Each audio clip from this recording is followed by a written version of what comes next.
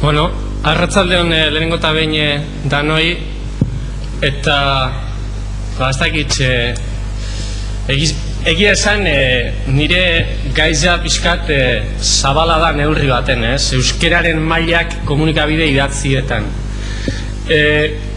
Kontutan hartu behar dugu pixkatxo bat, Euskaldunon egunkaria Bizkaiera mundura oindala gitxi urregatu dala, ez? Maiatzaren 10ean urten eban Bizkaia gehigarriak, eta bueno, ia urtebete pasau da martxan gabiltzanetik. Egia esan da, behar bada, hemen gagozanetan orain zuen urregatu garanak Bizkaira mundura, ez? Orduan, lehenengo eta behin eskerrak emon Euskaldunon egunkariaren izenean, ona deitzea gaitxik, eta pizkatxo bat nik gaian sartuta esango neuke euskera mailak, hiru behintzat, hiru maila egin geinkezala hizkuntza estandarra, euskalkia, eta behar bada herriko edo herriko euskerea eta azpi euskalkiak, ez da? Noiz erabili bakoitza? Hizkuntza estandarra dudabarik Euskal Herri mailako komunikabideetan erabili behar edunke. Ez dago dudarik, eta holantxik egiten da, Euskaldunon egunkariak behalan egiten dau. Gero, Euskal Herri barruan, pizkatxo bat herrialdeka edo euskalkien eremuka funtzionau eskero, hor topau eginke toki bat euskalkietarako, euskalki estandarrak esateko zelan edo alan. Eta hortxe dago esate baterako Bizkaiaren eremua. Euskalki estandarra, Bizkaiko edo Mendebaldeko euskalki estandarra lantzeko eremua.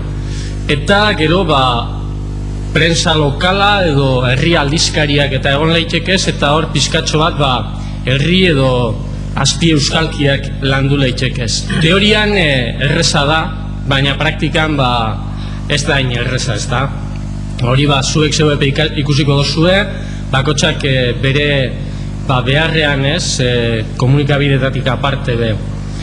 Orduan, arazorik gitxien, dudabarik euskera batuan jarduten dugunean daukagu.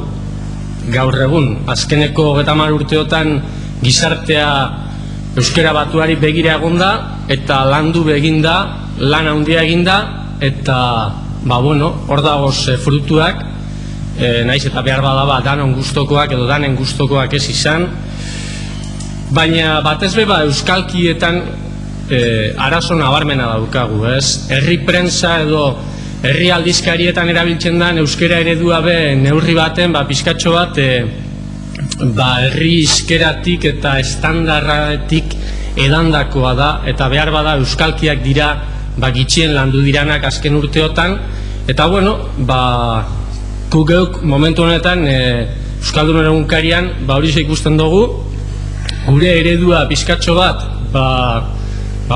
kritika batzuk jasotakoa bada dudabarik, eta jaso begin daia zala, ze azken baten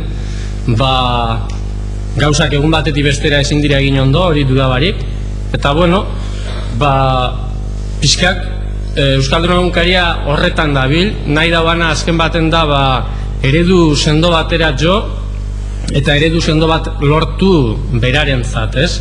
Eta nik uste dut hortxe daukaguzala arazoak, eredu sendo hori lortzerakoan. Batetik, azkeneko urteotan gehienok eta gizarte gazteok batezbe ez dugulako landu bizkaierea, ez literatura aldetik, ez alfabeta hube gehienok batuan egin gara, eta orduan hori nabari da, eta salto handi badago, ez? Herriko euskeratik eta estandarraren bitxartean. Eta, nik uste dut hortxe dagoala bide hori edo tarte hori lantzea. Eta, nik azteko hori esango neuke. Ez dakit patxadasko aurkezpenik egin doan, ze Asier Txakarte ez dut esan ordan be. Behar bada ur daukadalako, Bizkai irratian be badabilelako, Euskaldunon egunkariko zuzenketa arlokoa, bera nagusi da horretan, Bizkaiko gehigarri horretan. Jon Lopategi bertsolaria, eta zuri dagokizuna euskera jasoa eta herri euskera bertsolaritzan.